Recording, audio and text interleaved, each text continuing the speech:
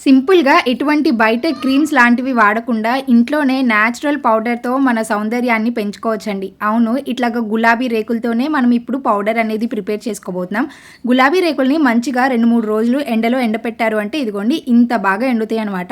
ఇప్పుడు వీటిని ఒక గుప్పెడు లేదంటే 2 గుప్పెళ్ళ దాకా ఒక మిక్సీ జార్‌లో వేసుకొని వీలైనంత మెత్తగా పౌడర్ లాగా చేసుకోవాలి.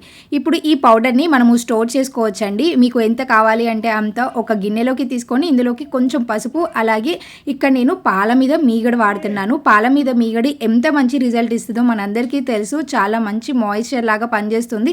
ప్లస్ ఈ గులాబీ రేకులు వచ్చేసి మనము వైట్నింగ్ అవ్వటానికి చాలా బాగా హెల్ప్ అవుతుంది. ఈ టోటల్‌గా మన ఫేస్ మీద ఉన్న ట్యాన్ అలాగే పింపుల్స్ లాంటివి పోయి మన స్కిన్ చాలా బ్రైట్‌గా అవ్వటానికి హెల్ప్ అవుతుందనమాట. ఇది మనము ఫేస్‌కి, హ్యాండ్స్‌కి కూడా యూజ్ చేయొచ్చు. ఇది వారానికి 4 సార్లు డెఫినెట్‌గా యూజ్ చేయడానికి ట్రై చేయండి. అప్పుడు మనకి మంచి రిజల్ట్ ఉంటుంది. చూసారా నా ఫేస్ ఎంత బ్రైట్‌గా ఉందో ఒక్కసారికే.